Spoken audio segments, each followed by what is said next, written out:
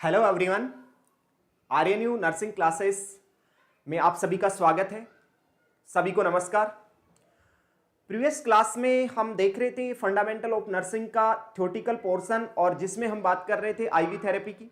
और ivy therapy में हमने मोस्ट ऑफ चीज़ें कंफर्म कर ली थी, जैसा कि types of fluid, body fluid की बात की थी हमने, डेफिनेशन की बात की थी, टर्मिनोलॉजी की बात की थी। वहां पे टाइप्स ऑफ फ्लूइड में हमने पढ़ा था आइसोटोनिक फ्लूइड, और आइसोटोनिक फ्लूइड में आपने देखा होगा नॉर्मल सलाइन एग्जांपल दिया था, आरएल दिया था, उसके बाद में डेक्सट्रोज 5% इन वाटर की बात हुई थी। ठीक है, देन आज हम बात करने वाले हैं हाइपोटोनिक सॉल्यूशन की। हाइपोटोनिक सॉल्यूशन बोल सकते हैं या फ्लूइड बोल सकते हैं। देन उसके बाद में हाइपरटोनिक फ्लूइड की बात करने वाले हैं। ठीक है, ये तीन फ्लूइड हम पढ़ते हैं, तीन फ्लूइड होते हैं, तीन टाइप्स के। तो आज हम स्टार्ट कर रहे हैं। क्या मैं आपको बैक पीछे की जो कहानी हुई थी वो आपको बताना चाह रहा हूं, उसके बाद में हम आगे बढ़ेंगे तो आपको अच्छे से समझ में आएगा। तो मैंने बोला कि आईवी थेरेपी का पोर्शन चल रहा है फंडामेंटल में, और उसको हम आगे बढ़ा रहे हैं, जिसमें हम बात करेंगे हाइपोटोनिक सॉल्यूशन की। तो नेक्स्ट पेज पे चलते हैं, देखते हैं। हाँ, हाइपोटोनिक फ्लूइड। हाइपोटोनिक फ्लूइड पढ़ने से पहले मैं आपको समझा देता हूं। देखो आपके सामने डायग्राम है, कुछ नजर आ रहा है आपको, समझ में आ रहा है तो देखिए एक बार इसमें क्या क्या है। देखो मैंने तीन डायग्राम बनाए, मैंने ए, बी और सी, तीन डायग्राम मैंने आपके सामने बना दिए हैं। मैंने यहां पे तीनों में थोड़ा थोड़ा डिफरेंस डाला है। यहां पे देखो डैश डैश, जो रेड रेड मैंने डैश डैश कर रखा है, इसका मतलब क्या है? रेड रेड पानी है, वाटर है। ये रेड रेड वाटर होगा, पानी होगा। और जो राउंड शेप में ब्लैक कलर है, ये इलेक्ट्रोलाइट है, सॉलिड पार्टिकल्स है, सोडियम पोटेशियम हो सकता है, मींस इलेक्ट्रोलाइट होंगे। ठीक है, तो यहां पे मैं बोलना चाहूंगा कि सर यदि यहां पे पानी ज्यादा है तो इसको सबसे पतला फ्लूइड बोल सकते हैं। यस, बोल सकते हैं। आप सभी एग्री हो? सर यहां पे इक्वल है, ना ही तो ज्यादा पतला है ना ही ज्यादा गाढ़ा है, तो इसको नॉर्मल फ्लूइड बोल सकते हैं। और बॉडी फ्लूइड भी यही होता है, नॉर्मल आइसोटोनिक होता है। तो इसको हम हाइपोटोनिक बोलेंगे, आइसोटोनिक बोलेंगे, इसको हाइपरटोनिक। ज्यादा कंसंट्रेटेड है सर, ज्यादा इलेक्ट्रोलाइट है, ज्यादा सॉलिड है, तो इसमें पानी कम है। सिंपल सा बात आपको यह समझ में आना चाहिए कि सर सबसे गाढ़ा फ्लूइड होगा, सबसे कंसंट्रेटेड फ्लूइड होगा, वो होगा हाइपरटोनिक फ्लूइड। कौन सा होगा? हाइपरटोनिक फ्लूइड होगा। और सबसे यदि बात करें सबसे पतला फ्लूइड, वो होगा कौन सा? हाइपोटोनिक। और नॉर्मल फ्लूइड होगा वो होगा आइसोटोनिक। और हमारी बॉडी का कौन सा फ्लूइड है? आइसोटोनिक फ्लूइड ही होता है। यस, इतना बात समझ में आया? सर इसको गाढ़ा, पतला है, नॉर्मल है, गाढ़ा, ये तो सिंपल भाषा में हमने बात किया। एक लैंग्वेज में कैसे बात करेंगे? लेस इलेक्ट्रोलाइट, लेस इलेक्ट्रोलाइट, तीन इलेक्ट्रोलाइट है यहां पे, और मोर वाटर, वाटर ज्यादा है, तो हाइपोटोनिक सॉल्यूशन, सबसे पतला फ्लूइड। यहां पे equal amount of electrolyte, equal amount of water, that is known as isotonic fluid. ये आइसोटोनिक फ्लूइड है। हाइपरटोनिक में पानी तो कम है, इलेक्ट्रोलाइट ज्यादा है, मतलब क्या बोला? लेस वाटर और more electrolyte, that is known as hypertonic solution या हाइपरटोनिक फ्लूइड। तो इतनी कहानी समझ में आई होगी। क्या मैंने क्या क्या बोला कि सबसे गाढ़ा फ्लूइड हाइपरटोनिक, सबसे पतला फ्लूइड हाइपोटोनिक, और नॉर्मल फ्लूइड है उसको आइसोटोनिक फ्लूइड बोलते हैं। अब हम मूवमेंट की बात पढ़ते हैं। जब हम पेशेंट को फ्लूइड देते हैं तो मूवमेंट होता है कि कोई फ्लूइड देने से एडिमा हो जाता है, कोई फ्लूइड देने से एडिमा कम हो जाता है। तो वो शिफ्टिंग की बात करेंगे, फ्लूइड के टाइप्स के अकॉर्डिंग शिफ्टिंग कैसे होती है। ठीक है, फॉर एग्जाम्पल मैंने यहां पे आपके सामने ब्लड वेसल्स बनाया। क्या बनाया? ब्लड वेसल्स बना दी। ये आपकी ब्लड वेसल्स है, और यहां पे समझो कैनुला लगा दिया। क्या लगा दिया? कैनुला लगा दिया। अब कैनुले से हम देखो, ये ब्लड वेसल्स, यहां पे सेल टिश्यू बना दी मैंने। ये हमारी बॉडी में सेल और टिश्यू है, ठीक है, और इंटरस्टिशियल स्पेस है। अब हमारी बॉडी में कौन सा फ्लूइड होता है? आप सभी को पता है कि सर हमारी बॉडी में तो आइसोटोनिक फ्लूइड होता है। यस सर, पेशेंट को दे रहे हैं हाइपोटोनिक फ्लूइड, हाइपोटोनिक सॉल्यूशन। जब हाइपोटोनिक गाढ़ा फ्लूइड यहां पे है, पतला फ्लूइड यहां पे है, भाई दोनों को कंपेयर करेंगे, यहां पे आइसोटोनिक है, यहां पे हाइपोटोनिक है, तो किधर से किधर फ्लूइड का मूवमेंट होगा, शिफ्टिंग होगी। भाई यहां पे पतला फ्लूइड, यहां पे गाढ़ा, तो यहां से क्या होगा? Shifting intravascular to intracellular shifting हो जाएगी, ये शिफ्टिंग होगी। तो मैं बोल सकता हूं the movement of solution from intravascular to interstitial space बोल सकता हूं, या इंट्रासेलुलर बोल सकता हूं। देखो आपके सामने यही बात है।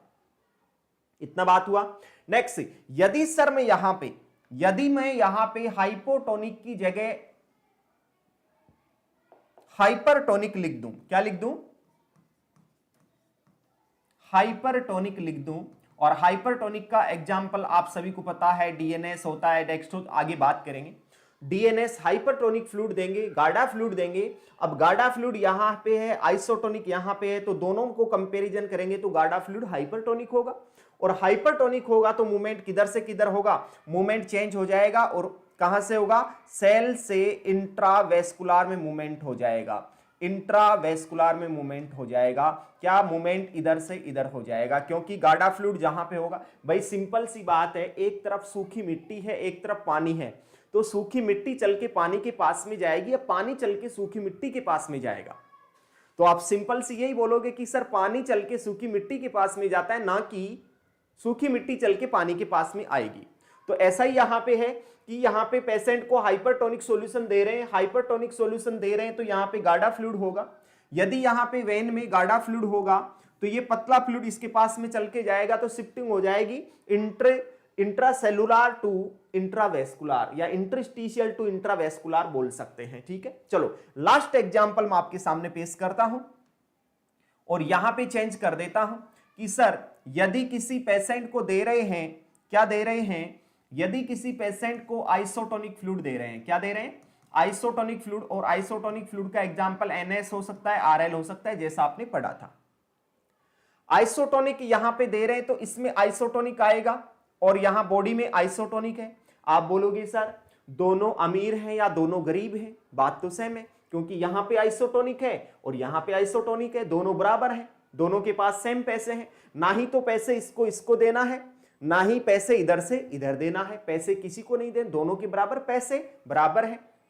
तो यहां पे भी ऐसा ही है कि सर यहां पे आइसोटोनिक है, यहां पे आइसोटोनिक है, कोई मूवमेंट नहीं होगा फ्लूइड में, कोई भी एक्सचेंज नहीं होगा। बात समझ में आई होगी आपको अच्छे से, यहां पे कोई भी शिफ्टिंग नहीं होगी, कोई भी मूवमेंट नहीं होने वाला है। No have any movement, no have any movement और no have any osmotic pressure, यहां पे कोई ऑस्मोटिक प्रेशर नहीं होगा, तो ये मूवमेंट यहां पे नहीं होने वाला है। मैं क्रॉस कर दिया, मतलब यहां पे कोई मूवमेंट नहीं होने वाला। यहां पे इतनी बात आपको समझ में आई कि नहीं आई? अब मेरे हिसाब से पूरे डाटा क्लियर हो गए। मैं बोलूंगा आपको क्वेश्चन दूंगा, क्या, हाइपरटोनिक फ्लूइड यदि किसी पेशेंट को दे रहे हैं तो शिफ्टिंग किधर से किधर होगी। आइसोटोनिक, पहले इसका ही देख लेते हैं। आइसोटोनिक फ्लूइड यदि किसी पेशेंट को दे रहे हैं तो किधर से किधर शिफ्टिंग होगी। आप बोलोगे सर कोई भी शिफ्टिंग नहीं होगी, दोनों जगह आइसोटोनिक है, आइसोटोनिक है तो कोई शिफ्टिंग की जरूरत नहीं होगी। सर हाइपरटोनिक दे रहे हैं तो यहां पे हाइपरटोनिक है, यहां पे आइसोटोनिक है, तो शिफ्टिंग इधर से इधर होगी, मतलब सेल से वेसल्स में होगी। सर यदि हाइपोटोनिक दे रहे हैं, यहां पे हाइपोटोनिक देंगे, यहां पे आइसोटोनिक, तो यहां से इंट्रावेस्कुलर टू सेलुलर हो जाएगी। तो मूवमेंट और शिफ्टिंग की बात आपको समझ में बहुत अच्छे से आ गई होगी, आई होप। ठीक है, तो आगे चलते हैं और अब हाइपोटोनिक फ्लूइड के या सॉल्यूशन के बारे में हम देखते हैं। तो सबसे फर्स्ट हाइपोटोनिक सॉल्यूशन में हम क्या बात करेंगे, हाइपोटोनिक फ्लूइड की बात यदि करेंगे तो क्या बात करेंगे सर, हाइपोटोनिक फ्लूइड का osmolality, osmolality less than body fluid electrolyte, body fluid electrolyte. क्या बात की हमने कि सर हाइपोटोनिक, इसका मतलब सर हमारी बॉडी का आइसोटोनिक है और हाइपोटोनिक है तो बॉडी फ्लूइड की जो ओस्मोलैलिटी है उससे कम रहेगी, बॉडी फ्लूइड से कम रहेगी कंपेयर करेंगे तो। ठीक है, नेक्स्ट यदि सर शिफ्टिंग या मूवमेंट देखेंगे तो मूवमेंट ऑफ फ्लूइड फ्रॉम, आप सभी बताइए कहां से कहां होगी भाई, इंट्रावेस्कुलर टू इंट्रासेलुलर होगी। तो लिख देंगे इंट्रावेस्कुलर टू इंट्रासेलुलर हो जाएगी। ठीक है सर, इंट्रावेस्कुलर से इंट्रासेलुलर होगी तो सेल में ज्यादा पानी भर सकता है इसमें। तो सर ये तो एडिमा कोज कर सकता, मतलब स्वेल द सेल, क्या कर सकता है, स्वेल द सेल, सेल को स्वेल कर सकता है, सेल को स्वेल कर सकता है। ठीक है, स्वेल का मतलब फुला देगा, इन्फ्लेट कर देगा। यस, ठीक है, चलो आगे बात करते हैं। स्वेल का मतलब सेल को फुला देगा, बात समझ में आ रही होगी आपको, ठीक है। स्वेल द सेल, सेल को स्वेल कर देगा, ओके। अब हम देखते हैं हाइपोटोनिक सॉल्यूशन के एग्जाम्पल क्या क्या होते हैं। तो एग्जाम्पल किसके? हाइपोटोनिक सॉल्यूशन के एग्जाम्पल में बात करेंगे, हाफ NH की बात होगी, 1/3 NH की बात होगी, 1/4 NH की बात होगी। इसी को हम बोल सकते हैं 0.45 NH बोल सकते हैं। इसी को हम 0.33% NH बोल सकते हैं। इसी को हम 0.25% NH बोल सकते हैं, ठीक है। ये रहेगा हमारा क्या, ये एग्जाम्पल किसकी, ये एग्जाम्पल किसके हो गए? ये सभी एग्जाम्पल हो गए किसके? हाँ, ये हाइपोटोनिक फ्लूइड के एग्जाम्पल। यदि कोई पूछे हाइपोटोनिक सॉल्यूशन या फ्लूइड के एग्जाम्पल क्या क्या हैं, तो आपको बता देना होगा हाफ NH, 1/3 NH और 1/4 NH, या बोल सकते हैं 0.45, 0.33 और 0.25% NH की बात कर सकते हैं, ठीक है।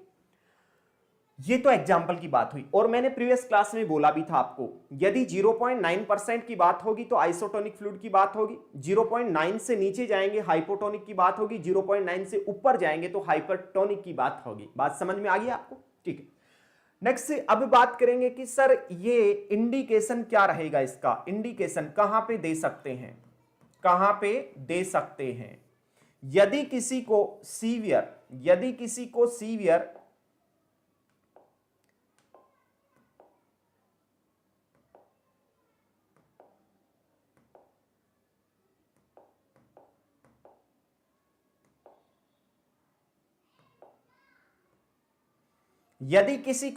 डिहाइड्रेशन हो गया, यदि किसी को सीवियर डिहाइड्रेशन हो गया, सेल श्रिंक हो गई, उस कंडीशन में दे सकते हैं। बाकी इसका कोई बहुत बड़ा इंडिकेशन नहीं है। या फिर मैं बोल दूं किसी को हाइपो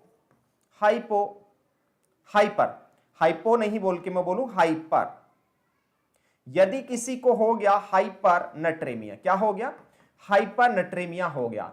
हाइपर नट्रेमिया का मतलब क्या होता है? सोडियम का लेवल बढ़ जाता है। सर सोडियम का लेवल नॉर्मल कितना होता है? नॉर्मल सोडियम का लेवल होता है 135 से 145 मिलीक्यूलेंट पर लीटर, ठीक है। 135 से 145 होता है नॉर्मल सोडियम का लेवल हमारे ब्लड में।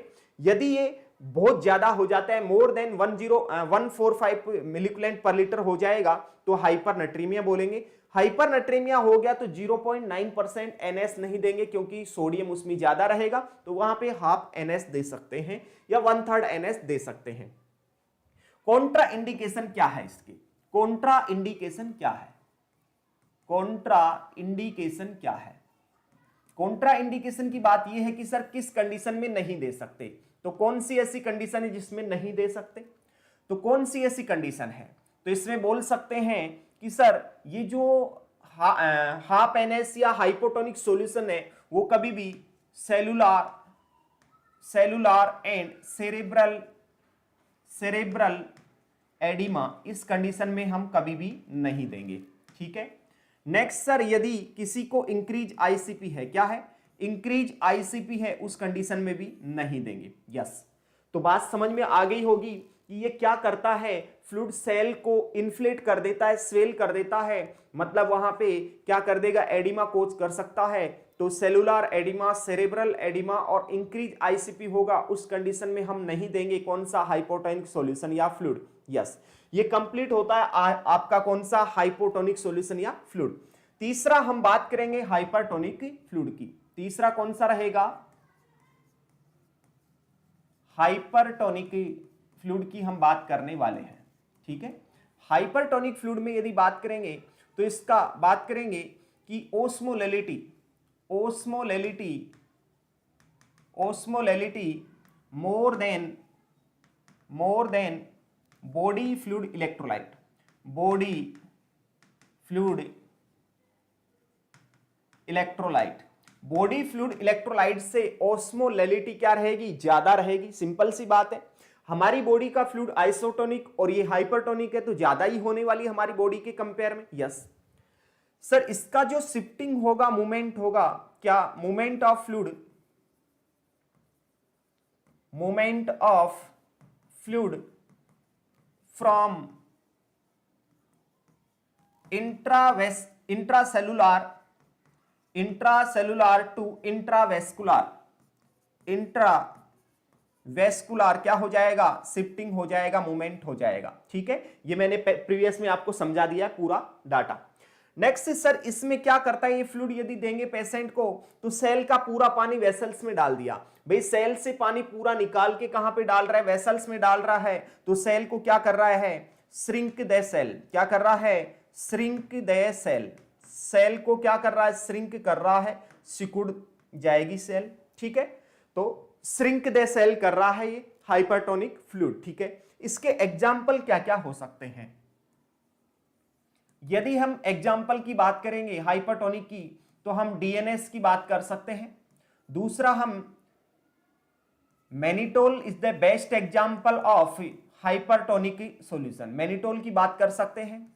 डेक्सट्रोज 5% की बात करेंगे, डेक्सट्रोज 10% की बात करेंगे, डेक्सट्रोज 25% की बात करेंगे और डेक्सट्रोज 50% की हम बात करके चलने वाले हैं यहां पे। ये एग्जाम्पल है किसके, या यहां पे कुछ और डालूं तो मैं NS3% भी डाल सकते हैं, NS3% भी डाल सकते हैं। नॉर्मली यहां पे NS5% की बात भी कर सकते हैं। मैंने ये बोला कि 0.9% से NS से ऊपर जाएंगे वो सभी हाइपरटोनिक में। यहां पे यदि NS 2% है, 3% है, 5% है, 6% है, 7% है, सभी हाइपरटोनिक में जाएंगे। फंडा मैंने पूरा क्लियर कर दिया, 0.9 से ऊपर जाते ही हाइपरटोनिक में जाएगा। मैं NS 3% पे ज्यादा फोकस इसलिए कर रहा हूं, 3% हॉस्पिटल प्रैक्टिस में ज्यादा यूज होती है। NS 5% आपको हॉस्पिटल प्रैक्टिस में देखने को नहीं मिलेगी, और नहीं मिलेगी इसलिए एग्जाम में क्वेश्चन कम आएगा। जो हमारे यूज में ज्यादा होता है उसका क्वेश्चन ज्यादा पूछा जाता है। तो NS 3%, NS 5%, मैनिटोल, DNS और डेक्सट्रोज 5%, 10%, 25% और 50%, ये सभी एग्जाम्पल हाइपरटोनिक सॉल्यूशन के एग्जाम्पल है। ठीक है, इतना बात हमने किया। अब हम बात करेंगे इंडिकेशन की, तो इंडिकेशन अलग अलग यहीं पे बात करने वाले हैं, इसी पेज पे मैं बात करूंगा। Sir mannitol is the best example of hypertonic solution, और मैनिटोल क्या होता है, ड्रग ऑफ चॉइस होता है, DOC, drug of choice for ICP, increase ICP का ड्रग ऑफ चॉइस है। लिख देना, बहुत ही इंपॉर्टेंट क्वेश्चन रहेगा। क्या, यदि किसी पेशेंट का, मैं एक प्रोसेस बताता हूं, एक पेशेंट है आपकी एक्सीडेंटल पेशेंट आता है आपकी कैजुअलिटी में या इमरजेंसी डिपार्टमेंट में आता है, उसका हेड इंजरी हुआ है और हेड इंजरी सस्पेक्टेड है। वहां पे आते ही पेशेंट को मैनिटोल दे देते हैं, एक ही फेनाइटोइन दे देते हैं, जिसको एप्टोइन बोल सकते हैं, इप्सोलिन बोल सकते हैं। ठीक है, तो वहां पे क्या करते हैं, मैनिटोल इसलिए देते हैं कि सर हेड इंजरी हुआ, और हेड इंजरी जब जब सिर में चोट लगती है तब तब इसका जो प्रेशर है, सिर का प्रेशर है, हेड का प्रेशर है, क्रेनियल कैविटी का प्रेशर है, वो बढ़ जाता है। और क्रेनियल कैविटी का प्रेशर बढ़ना ही हम बोलते हैं ICP इंक्रीज हो गया, ICP बढ़ गया। तो मेरा कहने का मतलब ये है, जब जब ICP बढ़ेगा, मतलब जब जब भी हेड इंजरी होगी तब तब ICP बढ़ेगा, और जब जब ICP बढ़ेगा तो ड्रग ऑफ चॉइस क्या है, मैनिटोल, और मैनिटोल उस पेशेंट को दे देंगे। तो DOC हो गई, ड्रग ऑफ चॉइस हो गई मैनिटोल किसकी, इंक्रीज ICP की। ठीक है, नेक्स्ट ये ड्रग भी हो गई। दूसरा सर ये हाइपरटोनिक की सॉल्यूशन का एग्जांपल भी है। ठीक है, ICP इंक्रीज है, ICP बढ़ा हुआ है, तो वहां से क्या करेगा, पूरे CSF को पूरा वेसल्स में डाल देगा, क्योंकि मूवमेंट हाइपरटोनिक में कैसा होता है, सेल से वेसल्स की तरफ। तो पूरा हमारा ICP जो बढ़ा हुआ है CSF है उसको खींच के पूरा ब्लड में ले लेगा, वेसल्स में ले लेगा, और हमारे हार्ट में लाएगा, हमारी किडनी लाएगा, और किडनी क्या करेगी, इसको बाहर निकाल देगी। बात समझ में आ रही होगी। तो CSF को बाहर निकाल देगा, CSF को ब्लड में डालेगा और बाहर निकाल देगा फिल्ट्रेशन करके। ठीक है, तो यहां पे इंक्रीज ICP की ड्रग ऑफ चॉइस। सर ये mannitol is the osmotic diuretic, example of osmotic diuretic, ये ऑस्मोटिक डायरेटिक का भी एग्जांपल है। ये भी अपने आप में एक बहुत इंपॉर्टेंट क्वेश्चन होता है कि मैनिटोल ऑस्मोटिक डायरेटिक का एग्जांपल है। सर ऑस्मोटिक डायरेटिक क्या होता है, ऑस्मोटिक डायरेटिक वो डायरेटिक जिसमें ओनली वाटर, यूरिन के द्वारा ओनली वाटर कंटेंट बाहर निकलता है, इसमें इलेक्ट्रोलाइट बिल्कुल लेस अमाउंट में या न के बराबर निकलते हैं, ओनली वाटर बाहर निकलता है। उसको हम बोलते हैं क्या, ऑस्मोटिक डायरेटिक। ठीक है, तो ये मैनिटोल रहेगी आपकी। अब यहां पे डेक्सट्रोज सॉल्यूशन है, तो डेक्सट्रोज सॉल्यूशन दे सकते हैं। इंडिकेशन की मैं बात करूं, डेक्सट्रोज सॉल्यूशन के इंडिकेशन की मैं बात करूं तो दे सकते हैं कहां पे, हाइपोग्लाइसीमिया वाले पेशेंट में दे सकते हैं। हाइपोग्लाइसीमिया वाले पेशेंट में हम दे सकते हैं, ये इंडिकेशन होगा। अब सर हम कॉन्ट्रा इंडिकेशन पढ़ेंगे, क्या पढ़ेंगे, कॉन्ट्रा इंडिकेशन। तो कॉन्ट्रा इंडिकेशन में बोलूंगा कि dextrose solution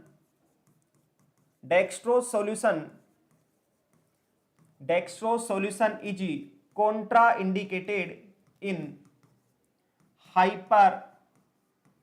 hyperglycaemic patient. Simple सी बात है, हाइपरग्लाइसेमिक का मतलब क्या हुआ, इंक्रीज आरबीएस या इंक्रीज ग्लूकोज लेवल। यदि किसी पेशेंट में ग्लूकोज का लेवल ज्यादा है उसको नहीं देंगे, सिंपल सी बात है। सर डेक्सट्रोज नहीं देंगे, जिसमें कम है उसमें दे देंगे, जिसमें ज्यादा उसमें नहीं देंगे, कॉन्ट्रा इंडिकेटेड रहेगा।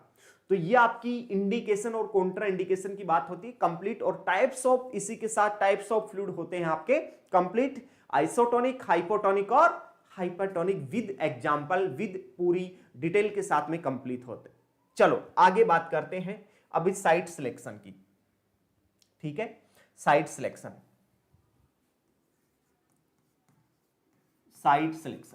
सर हमारे को आईवी थेरेपी देनी है, हमारे को क्या देनी है, आईवी थेरेपी देनी है। और साइट सिलेक्शन कैसे करेंगे, ठीक है।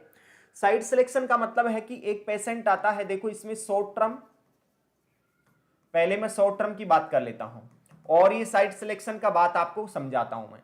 साइट सिलेक्शन का मतलब शॉर्ट टर्म में रहेगा 3 to 7 डेज, 3 to 7 डेज। यदि कोई पेशेंट हमारे पास में आता है 3 से 7 दिन के लिए, हमारे को ये सस्पेक्ट होता है कि ये पेशेंट वार्ड का पेशेंट और 3 से 7 दिन के लिए, 4 दिन के लिए, 5 दिन के लिए हॉस्पिटल स्टे करेगा, हॉस्पिटल में रुकेगा। यदि 3 से 4 दिन, 5 दिन के लिए हॉस्पिटल में रुकेगा तो हम ये अनुमान लगाएंगे कि यहाँ पे हमारे को कैनुला से काम चल सकता है, पेरिफेरल वेन में कैनुला डाल के हम काम चला सकते हैं, वार्ड का पेशेंट है। तो यहाँ पे हम उस पेशेंट में क्या लगाएंगे बेटा, इसमें बच्चे कैनुला लगा के चलेंगे। और सर कैनुला कहाँ पे लगाएंगे, ये कैनुला हम हमेशा पेरिफेरल वेन में लगाएंगे। कहाँ पे लगाएंगे, पेरिफेरल वेन में कैनुला लगा देंगे। ठीक है, पेरिफेरल वेन में कैनुला लगाएंगे। पेरिफेरल वेन का example sir most common site, most common यदि साइट की बात करेंगे, मोस्ट कॉमन साइट की यदि बात होगी तो हम बोल सकते हैं रेडियल वेन होगी। तो आप बोल सकते हैं रेडियल वेन कैनुला लगाने के लिए एक ही बेस्ट साइट है या मोस्ट कॉमन साइट है, ये रेडियल वेन होती है, इसमें लगा सकते हैं कैनुला, ये मोस्ट कॉमन साइट है। क्यों, बिकॉज इट प्रोवाइड, बिकॉज ये रैशनल क्या है, because it provide natural support as a splint, natural support as a splint. Splint के रूप में हमारे को ये जो रेडियल बोन होती है वो स्प्लिंट के रूप में उस कैनुला को सपोर्ट देगी, इसलिए ये बेस्ट साइट मानी जाती है, मोस्ट कॉमन साइट होती है कैनुला के लिए। कौन सी, रेडियल वेन। सर ये तो रेडियल वेन हुई मोस्ट कॉमन साइट, और कौन कौन सी साइट हो सकती हैं, सर डोर्सल मेटाकार्पल वेन हो सकती है, डोर्सल मेटाकार्पल वेन हो सकती है, क्यूबाइटल वेन हो सकती है, बेसलिक वेन हो सकती है, बेसलिक वेन हो सकती है, सिफेलिक वेन हो सकती है, सिफेलिक वेन हो सकती है, टीबियल वेन हो सकती है, टीबियल वेन हो सकती है, फिमोरल वेन हो सकती है, ईटीसी एल्सेक्ट्रा, फिमोरल वेन हो सकती है। बहुत सारी वेन है, मैं यहां पे कुछ नाम आपके सामने रखा हूं, बहुत सारी वेन्स में हम लगा सकते हैं, लेकिन मोस्ट कॉमन का क्वेश्चन आए तो हमारे को रेडियल वेन बोलना होगा। तो आप सभी को पता चल गया कि सर यदि हॉस्पिटल में शॉर्ट टाइम के लिए पेशेंट आता है, शॉर्ट टाइम मतलब 3 to 7 डेज के लिए पेशेंट आता है, तो हम कैनुला लगा के रेडियल वेन में हम काम चला सकते हैं और हमारा वहां पे कुछ मेडिसिन देना है वो पेशेंट को दे सकते हैं। ये रहेगा शॉर्ट टर्म साइट सिलेक्शन। दूसरा रहेगा हमारा मिड टर्म। कौन सा रहेगा, मिड टर्म की बात करके चलेंगे। तो मिड टर्म में क्या बात आएगा, मिड टर्म में टाइम रहेगा 7 to 28 डेज। यदि 7 से लेके 28 दिन की बात होगी, मतलब मैं बोल सकता हूं कि सर ये तो पेशेंट 7 से 28 दिन का बात हो गया, इसका मतलब आईसीयू पेशेंट इतना लंबा तो कौन टिकता है। आईसीयू पेशेंट होता है इतना, महीना भर रुकता है, 20 दिन रुकता है, 25 दिन रुकता है, इसका मतलब आईसीयू पेशेंट की बात यहां पे करने वाले हैं। तो आईसीयू पेशेंट की बात करने वाले, तो पहले से ही आप समझ चुके हैं मेरी भावनाओं को, मैं क्या कहना चाह रहा हूं कि सर यहां पे कैनुला नहीं लगाएंगे, यहां पे कैनुला की जगह सेंट्रल लाइन लगाएंगे। क्या लगाएंगे बच्चे, यहां पे सेंट्रल लाइन लगा के चलेंगे, कैनुले से काम नहीं चलेगा। ठीक है, तो यहां पे हम लगाएंगे central line, central line. Yes sir, central line लगाएंगे। तो सेंट्रल लाइन का हम बात करें कि सर ये कहां पे लगाएंगे, इसकी साइट क्या रहेगी। यदि मैं साइट की बात करूं, साइट की बात करूं तो मैं बोल सकता हूं राइट सबक्लेवियन वेन।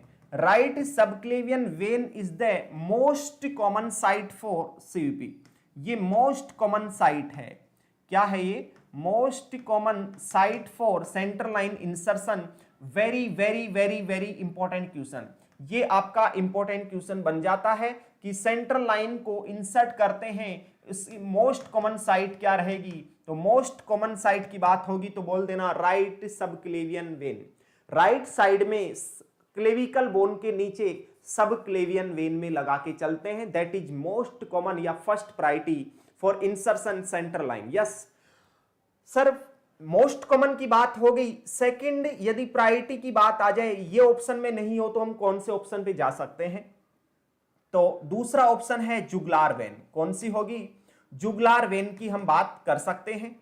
देन तीसरा, यदि प्रायोरिटी की बात आएगी, थर्ड प्रायोरिटी की बात आएगी, सर ये भी ऑप्शन में नहीं है तो हम फीमोरल वेन पे जा सकते हैं। कहां पे जा सकते हैं, femoral when is the third priority for inserting the central line. तो सेंट्रल लाइन का most common site right subclavian vein होता है, राइट साइड में डालते हैं, मोस्ट कॉमन साइट रहेगा। सेकंड मोस्ट कॉमन साइट रहेगा जुगुलार वेन और थर्ड मोस्ट कॉमन साइट रहेगा फीमोरल वेन। बात समझ में आ रही है, बात पूरी समझ में आ रही क्या, कितनी सिंपल सिंपल बातें चल रही हैं, कितनी इंटरेस्टिंग बातें चल रही हैं। और हम कंटेंट को कुछ इस कदर से हम यहां पे डील कर रहे हैं कि इस कंटेंट के बाहर एग्जाम में कुछ मिलने ही वाला नहीं है आपको। ठीक है, क्योंकि हमने पूरा कंटेंट यहां पे इतना मर्ज कर रखा है कि आपको बाहर कहीं देखने की जरूरत भी नहीं पड़ेगी। ठीक है, अभी आईवी थेरेपी चल रही है, कल भी आईवी थेरेपी की बात चल रही थी, आज भी आईवी थेरेपी की बात चल रही है। मतलब आप समझ सकते हो कि यदि आप एनक्लेक्स में भी पढ़ते हैं तो इतना सा ही मैटर मिलेगा आपको। तो मैं इतना ही बताना चाह रहा हूं आपको कि इधर उधर भटकने की जरूरत नहीं है। आप एनक्लेक्स खोलोगे और दूसरी बुक ले लूं, सर कौन सी ले लूं, सर कौन सी खरीद लूं, कौन सी पढ़ लूं, कंफ्यूज नहीं होना बेटा। यदि ये डाटा आप पढ़ लिए और अच्छे से ईमानदारी के साथ में, शिद्दत के साथ में आपने याद कर लिए, इसके बाहर कोई कंटेंट नहीं जाएगा फंडामेंटल में। यस, चलो बात करते हैं कंटिन्यू। ये साइट की बात होती है। आगे हम बात करेंगे इसी सेंट्रल लाइन में, इसी सेंट्रल लाइन में बात करेंगे तो सर इंडिकेशन क्या होते हैं सेंट्रल लाइन इंसर्शन के, सर कौन से पेशेंट में लगाते हैं। तो फर्स्ट पॉइंट तो मैं ये बोलूंगा कि सर लॉन्ग टाइम मेडिकेशन किसी को देनी है। लॉन्ग टाइम यदि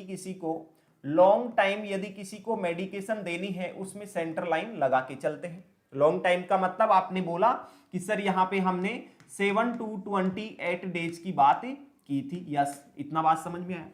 सर यदि किसी को आइनोट्रोप्स देने हैं, क्या देने हैं, आइनोट्रोपिक ड्रग देनी है, आइनोट्रोपिक ड्रग देनी है। अब आप बोल रहे हो सर आइनोट्रोपिक कौन सी होती है, कार्डियक ड्रग को ही आइनोट्रोपिक ड्रग बोलते हैं।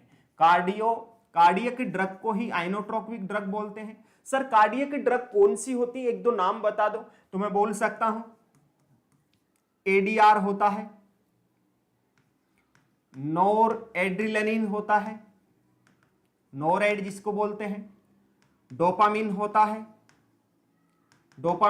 है, एंटीजी नाइट्रोग्लिसरीन होता है। बहुत सारे एग्जाम्पल होते हैं, मैंने एक दो आपको यहां पे लिखवाए हैं। तो आइनोट्रोपिक ड्रग का मतलब होता है जो ड्रग कार्डियक इफेक्ट डालती है, जो हार्ट पे इफेक्ट डालती है, वो ड्रग हमेशा सेंट्रल लाइन से ही देना चाहिए, क्योंकि वहां पे एक्यूरेट कंसंट्रेशन डिलीवर होनी चाहिए, हार्ट पे काम करेगी। कैनुला से एक्यूरेट कंसंट्रेशन डिलीवर नहीं हो सकती, हो सकता है कैनुला आउट है, सही तरीके से जा नहीं रहा है, सेंट्रल लाइन से डायरेक्ट हार्ट में जाएगा, मतलब एक्यूरेट कंसंट्रेशन डिलीवर कर सकते हैं। देन तीसरी बात करेंगे कि सर किसी को यदि टीपीएन देना है, टीपीएन का मतलब टोटल पेरेंटल न्यूट्रिशन, क्या यदि किसी पेशेंट को टोटल पेरेंटल न्यूट्रिशन देना है, टोटल पेरेंटल न्यूट्रिशन देना है किसी पेशेंट को, तो भी हम क्या करेंगे, सेंट्रल लाइन से ही देने की कोशिश करेंगे।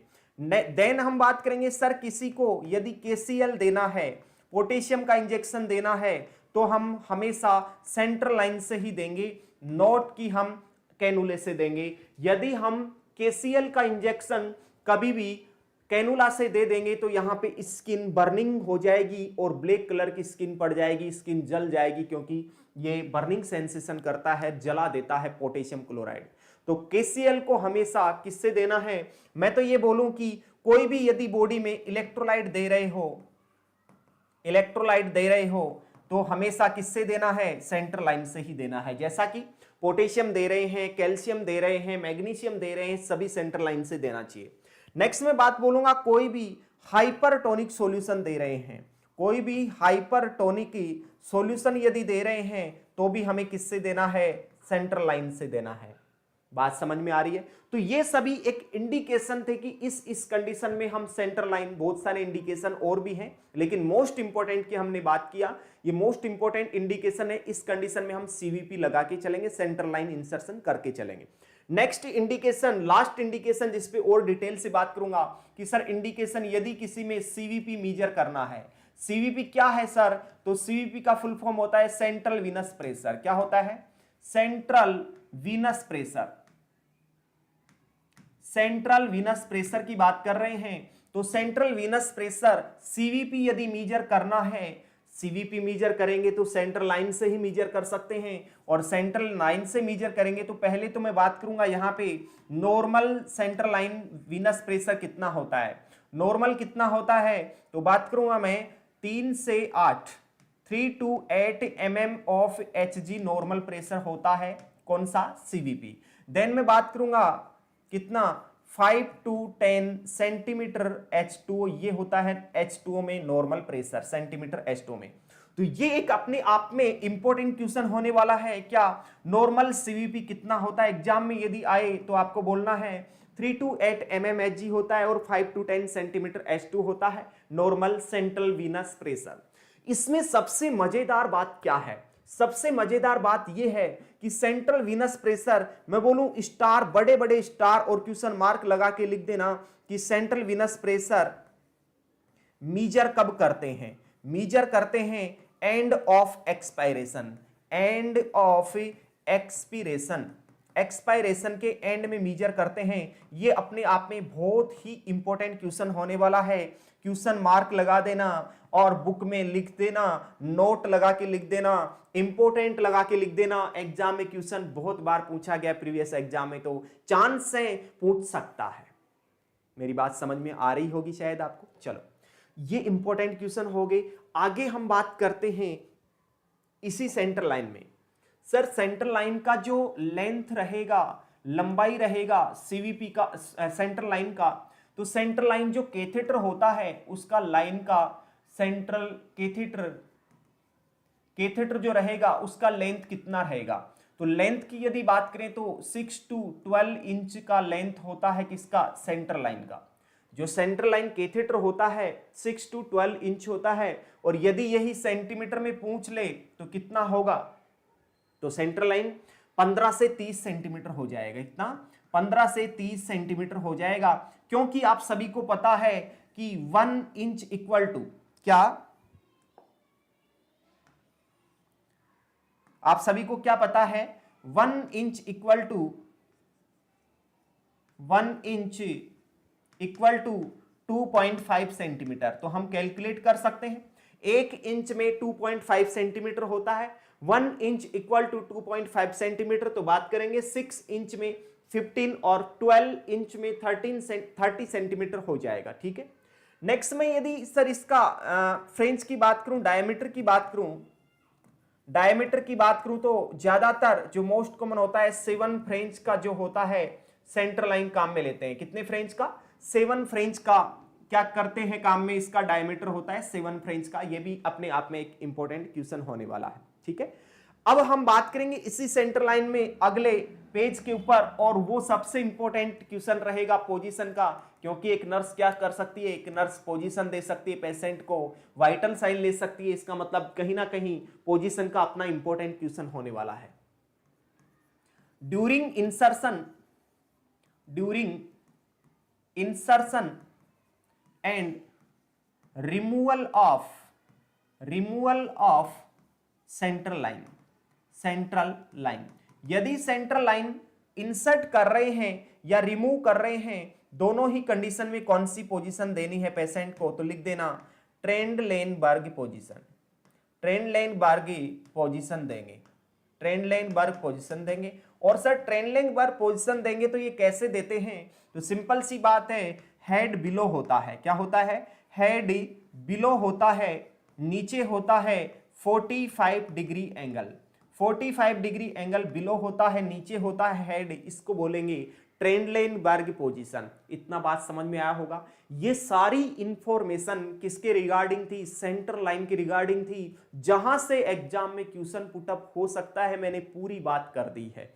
एक इंपॉर्टेंट कॉम्प्लिकेशन की और बात करना चाहूंगा, क्योंकि एग्जाम में पूछा जाता है, सर ट्रेंडलेनबर्ग पोजीशन देने से क्या होता है। ट्रेंडलेनबर्ग पोजीशन देने से क्या होगा, तो मैं बोलूंगा टू प्रिवेंट फ्रॉम एयर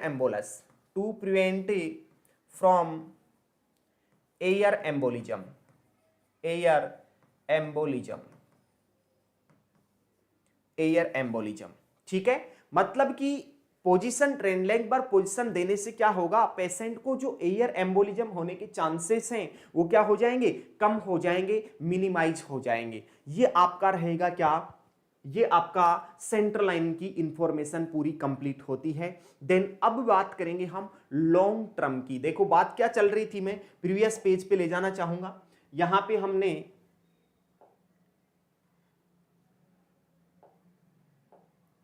देखो साइट सिलेक्शन की बात किया, और साइट सिलेक्शन में शॉर्ट टर्म की बात किया, फिर हमने नेक्स्ट किसकी बात किया, मिड टर्म की बात किया, और अब हम बात करना चाहेंगे, अब हम बात कब क्या करना चाहेंगे, अब हम बात करना चाहेंगे लॉन्ग टर्म की। किसकी बात करना चाहेंगे, लॉन्ग टर्म साइट सिलेक्शन की बात करना चाहेंगे। तो तीसरा पॉइंट रहेगा लॉन्ग टर्म। इसमें टाइमिंग की बात आगे करेंगे। सर लॉन्ग टर्म में दो चीजें हम काम में ले सकते हैं, दो डिवाइसेस हम काम में ले सकते हैं। पहला डिवाइस रहेगा pick line, PICC pick line बात कर सकते हैं। दूसरा हम पोर्ट इम्प्लांटेशन की बात कर सकते हैं। किसकी बात करेंगे, पोर्ट इम्प्लांटेशन की बात करेंगे, पोर्ट इम्प्लांटेशन और यहां पे पिक लाइन की बात करेंगे, ठीक है।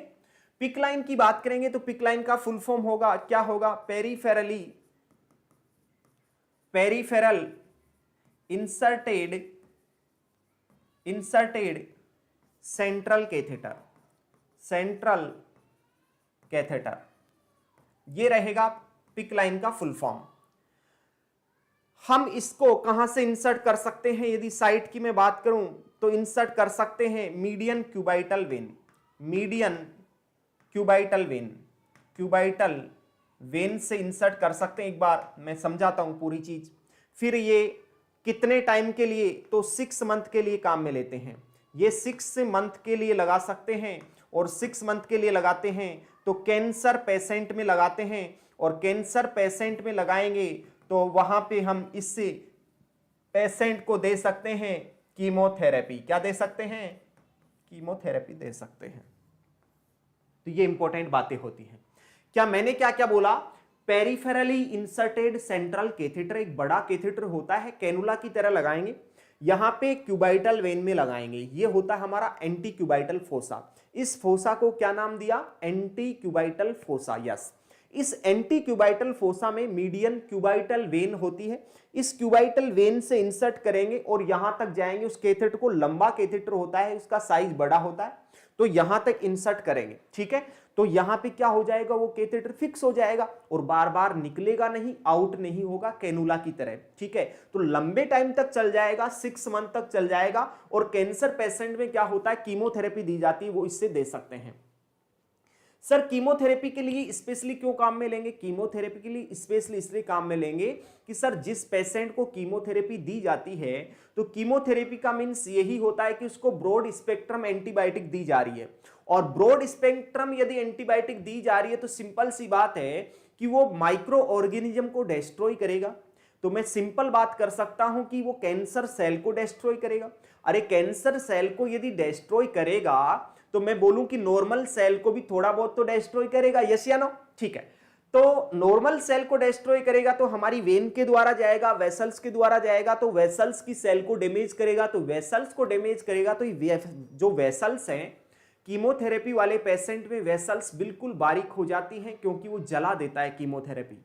जो कीमोथेरेपेटिक एजेंट होता है उसको जला देता है, तो वेन बिल्कुल बारीक बारीक हो जाती हैं, और बारीक बारीक हो जाती है, कैनुला बार बार नहीं लगा सकते, लगता ही नहीं है, ठीक है, इसलिए वहां पे पिक लाइन लगा के चलते हैं। तो पेरिफेरली इंसर्टेड सेंट्रल कैथेटर इसका फुल फॉर्म होगा। 6 मंथ के लिए काम में लेते हैं, क्यूबाइटल वेन में डाला जाता है, कैंसर पेशेंट में कीमोथेरेपी के लिए काम में लेते हैं। Port implantation, port implantation sir 5 साल के लिए काम में लेते हैं। कितने साल के लिए? 5 साल के लिए काम में लेते हैं, और ये भी सर कैंसर पेशेंट में ही काम में लेते हैं, ये भी कैंसर पेशेंट में काम में लेते हैं, और कैंसर पेशेंट में आप सभी को पता है कीमोथेरेपी के रूप में काम में लेते हैं, मतलब कीमोथेरेपी पेशेंट को दी जाती है, इसलिए ये लगाते हैं। सर इसका साइट क्या है, इसको कहां पे इंसर्ट करते हैं? साइट की यदि बात करें तो बोल सकता हूं the junction between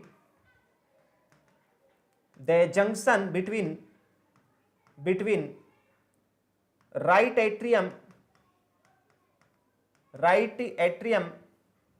and superior vena cava, ये जंक्शन होता है, यहां पे हम इंप्लांट करते हैं इसको बोलते हैं पोर्ट इंप्लांटेशन, और इसको हॉस्पिटल में कीमोपोर्ट के नाम से जाना जाता है, कीमोपोर्ट के नाम से जाना जाता है। हॉस्पिटल में कोई भी पोर्ट इंप्लांटेशन नहीं जानेगा, कोई भी डॉक्टर को, किसी को भी यदि आप पूछोगे तो वो कीमोपोर्ट के नाम से जाना जाता है, पोर्ट इंप्लांटेशन के नाम से कोई भी जानता नहीं है, इसको कीमोपोर्ट के नाम से जानते हैं। तो ये भी कैंसर पेशेंट में कीमोथेरेपी के लिए 5 साल के लिए लगाते हैं, कीमोथेरेपी देने के लिए।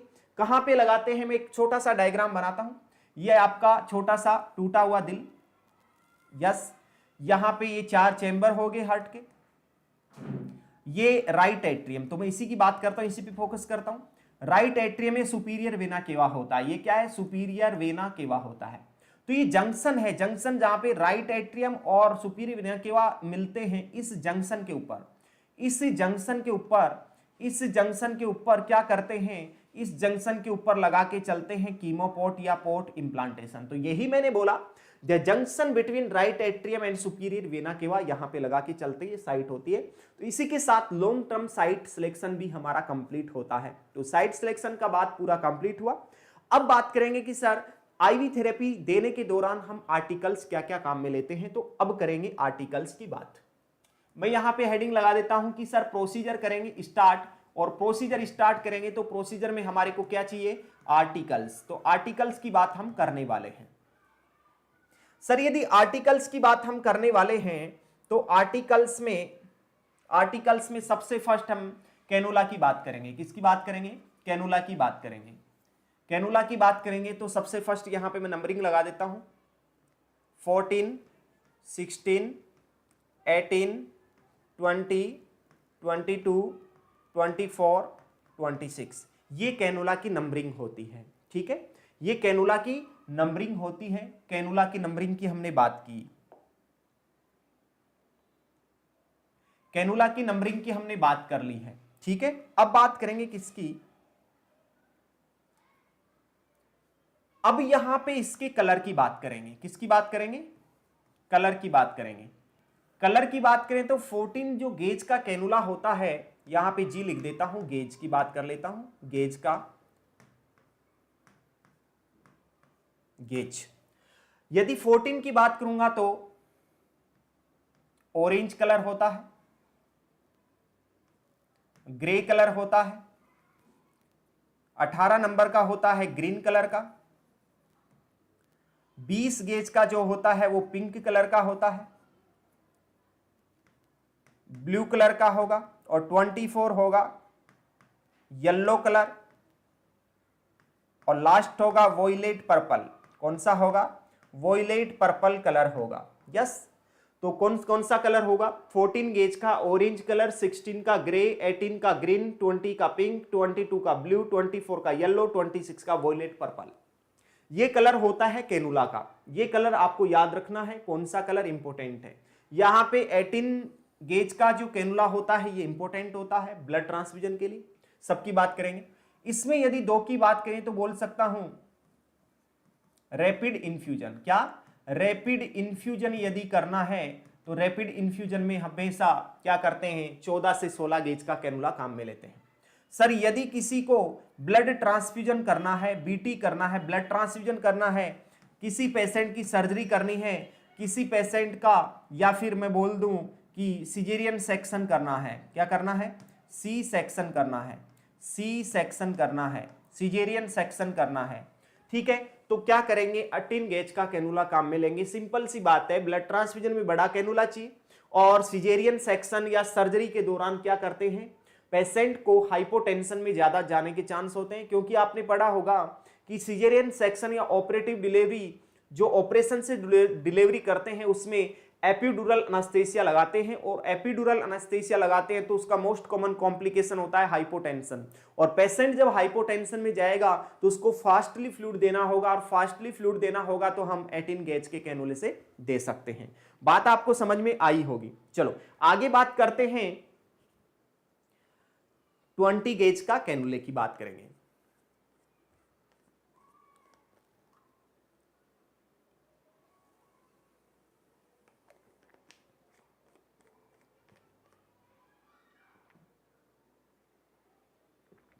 हाँ, इसी में बात करेंगे कि सर अडल्ट की बात आएगी तो अडल्ट में भी 18 गेज का ही लगाएंगे। नॉर्मली आईवी थेरेपी के दौरान अडल्ट में यदि कैनुला लगाते हैं तो 18 गेज का ही लगाते हैं।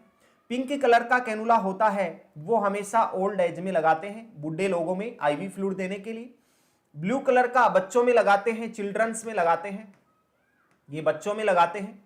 और येलो कलर का जो होता है वो इन्फेंट में लगाएंगे, इन्फेंट में लगाएंगे, और लास्ट नियोनेट में लगाएंगे, ठीक है। तो ये बातें सब कुछ समझ में आई होगी आपको, कितना इंपॉर्टेंट पोर्शन होगा आपके लिए।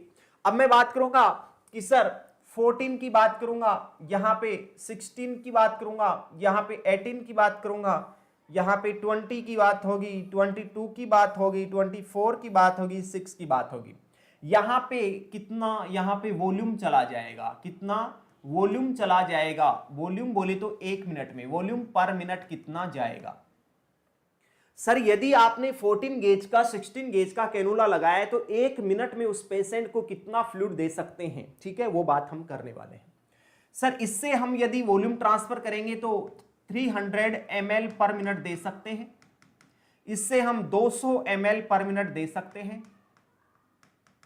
इससे हम 90 ml पर मिनट दे सकते हैं, 20 से हम 60 ml पर मिनट दे सकते हैं, 22 से हम 36 ml पर मिनट दे सकते हैं, इससे हम 18 ml पर मिनट दे सकते हैं, और लास्ट यदि 26 की बात होगी तो यहां पे हम 12 ml पर मिनट दे सकते हैं। ये हमारा वॉल्यूम का बात हो गया कि सर 1 मिनट में कितना वॉल्यूम दे सकते हैं। कैनुला में मैंने सारी डिटेल आपको बता दी है, इसके बाहर एग्जामिनर कहीं से भी कोई क्वेश्चन नहीं ला सकता।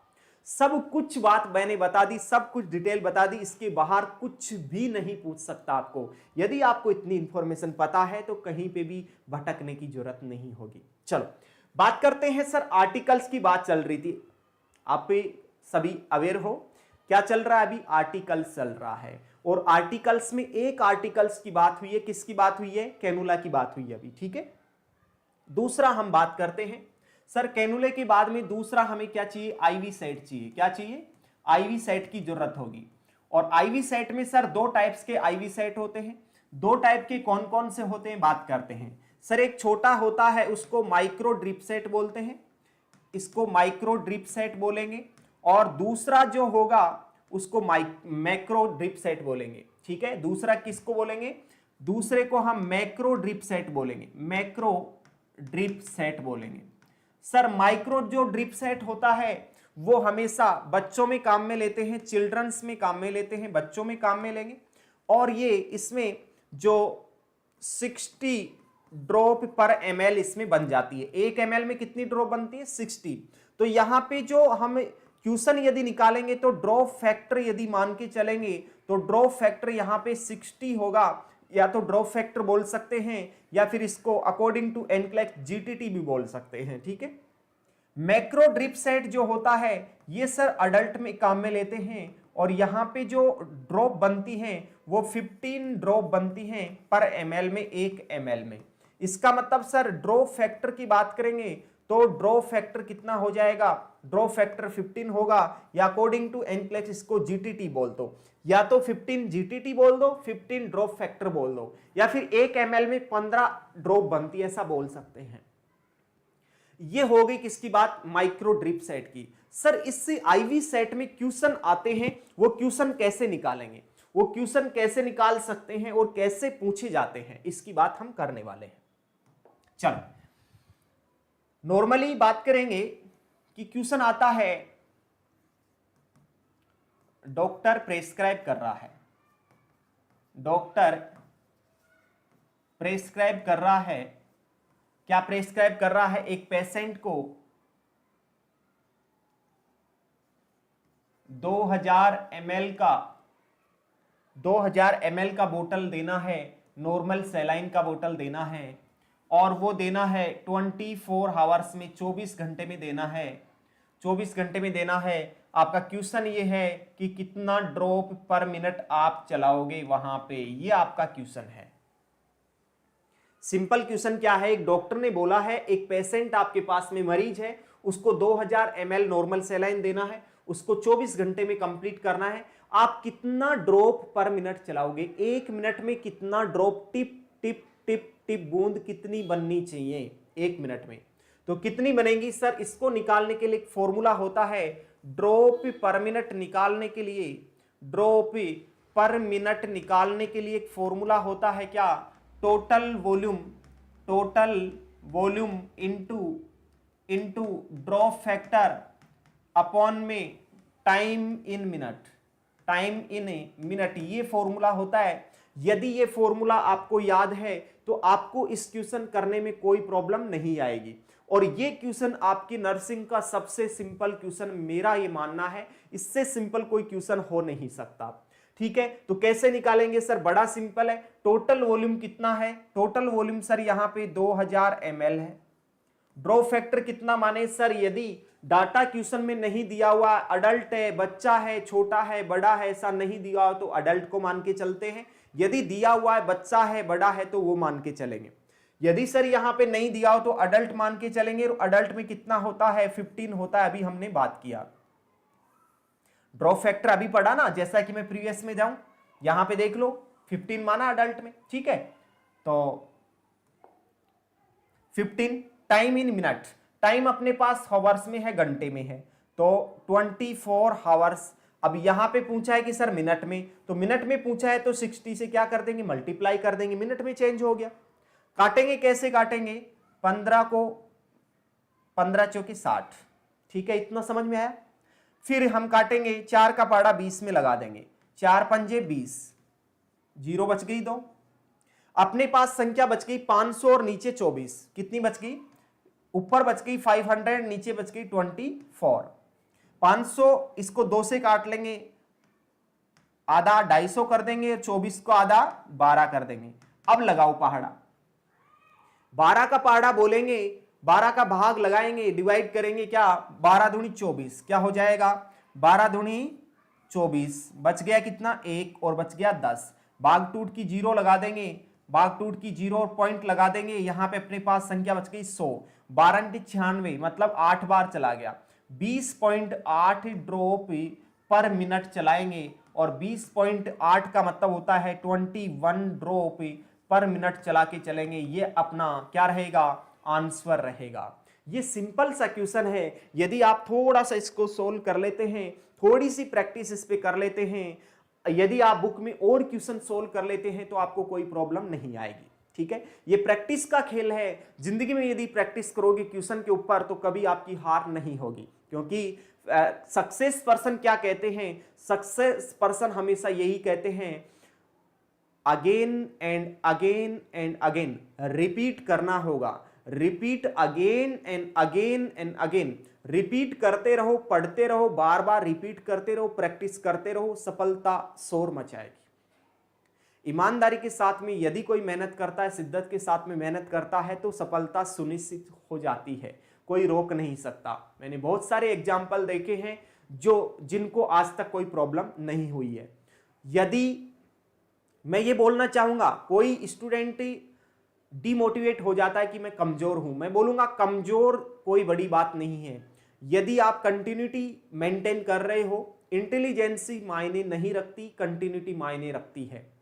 आप इंटेलिजेंट नहीं हो, कंटिन्यूटी बेटर है, रोज आप पढ़ाई करते हो तो आप बेस्ट हो। एक इंटेलिजेंट हो, उसकी कंटिन्यूटी नहीं है, इसका मतलब उसका वे सही डायरेक्शन में नहीं जा रहा है।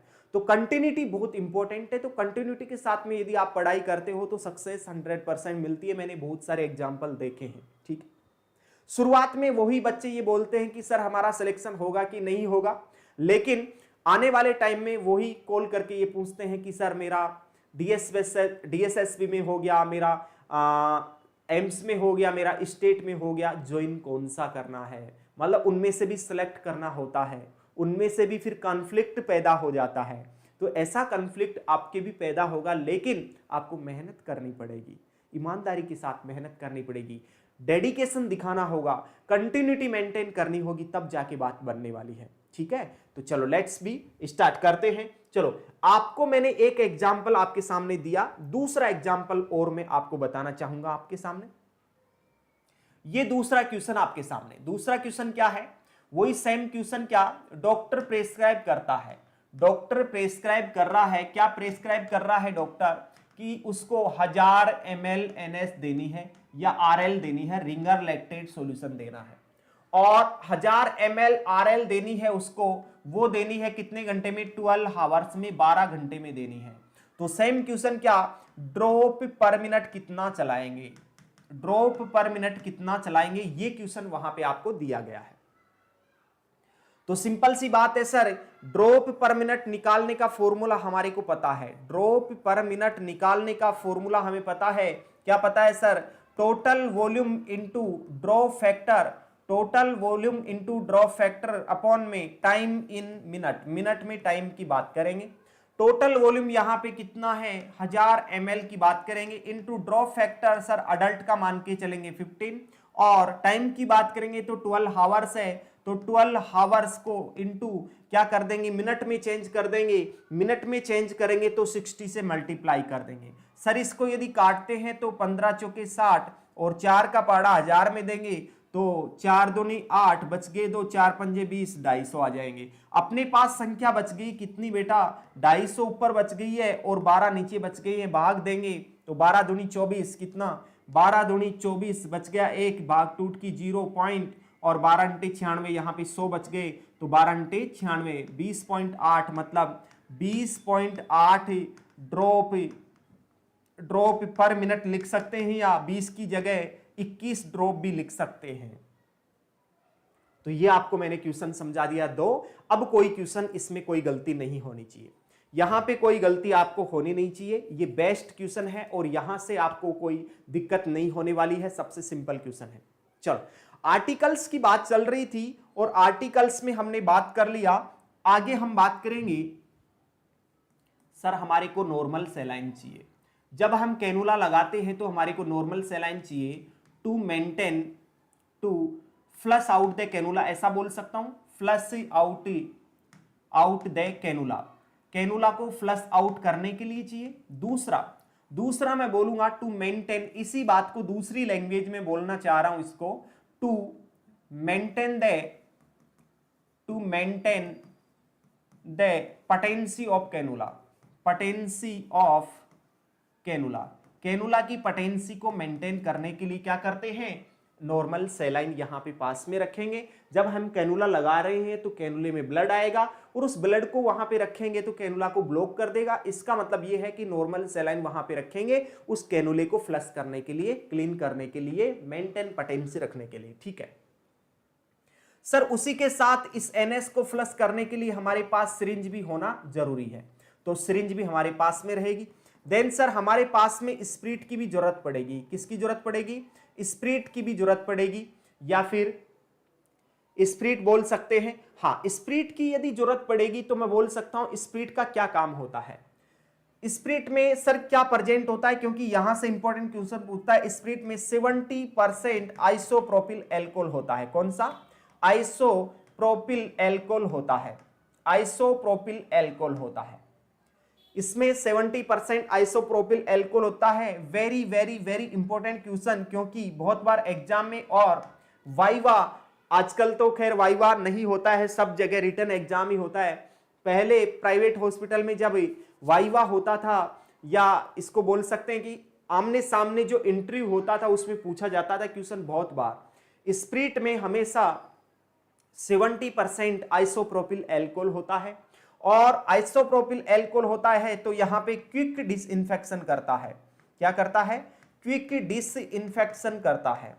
क्विक डिसइंफेक्शन का मतलब यह है कि sir quick disinfection 5 to 10 second में तो डिसइंफेक्शन कर देता है, 5 से 10 सेकंड में डिसइंफेक्शन कर देता है। क्विक डिसइंफेक्शन है। ठीक है स्प्रिट का। नेक्स्ट आगे बात करें सर हमारे को और क्या आर्टिकल चाहिए, तो यहां पे हमारे को चाहिए आईवी स्टैंड। क्या चाहिए? आईवी स्टैंड चाहिए। तो आईवी स्टैंड में यदि कोई क्वेश्चन आता है तो उसकी बात कर लेते हैं। सर यहां पे क्वेश्चन आता है हाइट के बारे में पूछा जाता है। किसके बारे में? हाइट के बारे में पूछा जाता है। तो आईवी स्टैंड की हाइट कितनी होगी?